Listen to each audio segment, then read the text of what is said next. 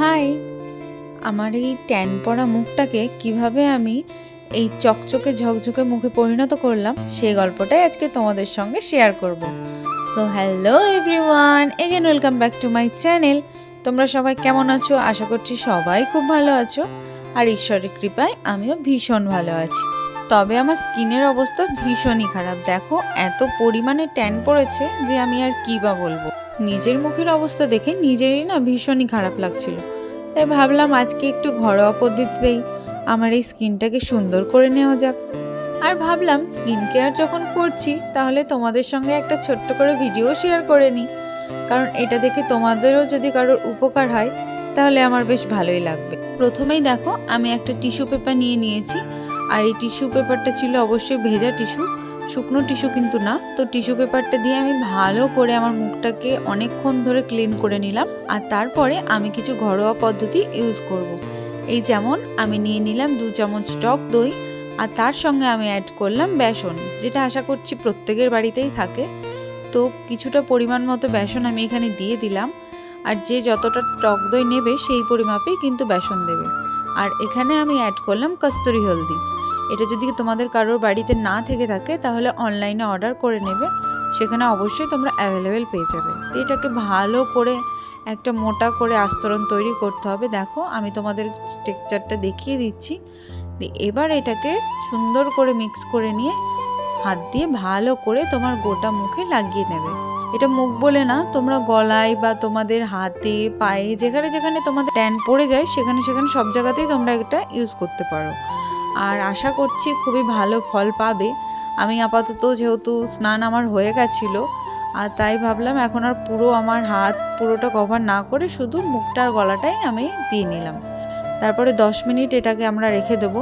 এটা যখন ভালো করে শুকনো হয়ে যাবে, ড্রাই হয়ে যাবে, দেখো একটা টান পড়ছে। আমি মুখটা তোমাদের এরম করে দেখিয়ে দিচ্ছি যে আমার কতটা এটা শুকিয়ে গেছে। তো তোমরাও তাই ঠিক এটাই করবে। তোমাদেরও যখন এইরকম শুকিয়ে যাবে তখন একটা টিস্যু পেপার নিয়ে, অবশ্যই সেটা ভেজা টিস্যু, আমি বারবার সেটা উল্লেখ করে দিচ্ছি, তো সেটা দিয়ে এইভাবে একটু ডলা দিয়ে দিয়ে তুলে নেবে।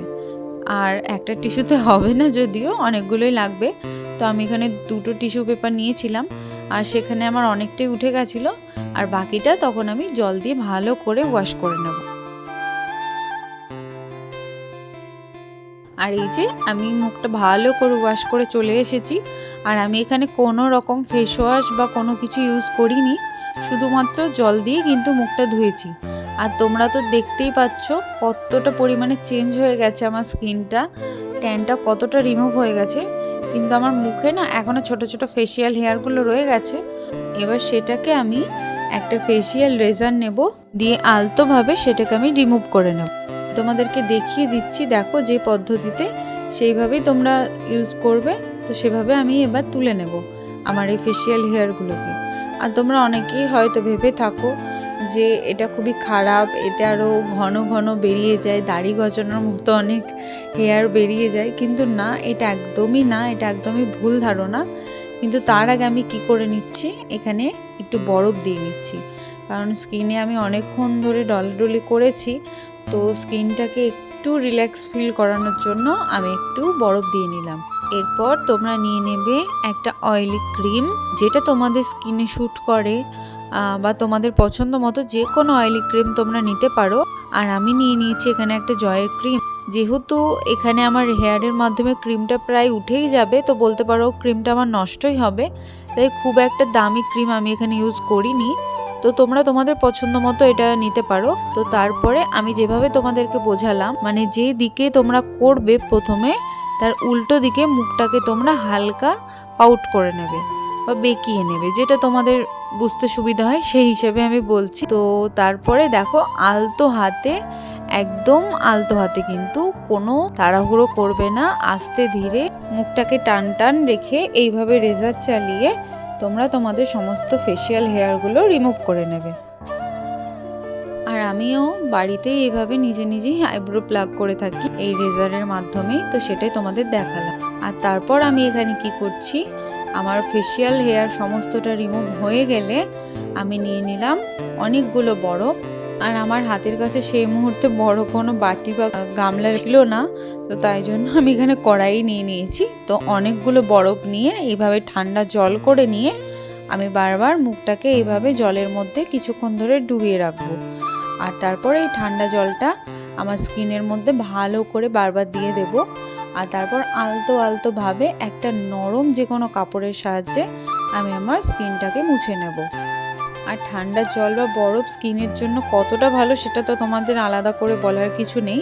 আর এই যে দেখতে পাচ্ছ আমার স্কিনটা কতটা গ্লোই হয়ে গেছে। তো তারপরে এবার আমি মেখে নিলাম আমার নাইট ক্রিমটা।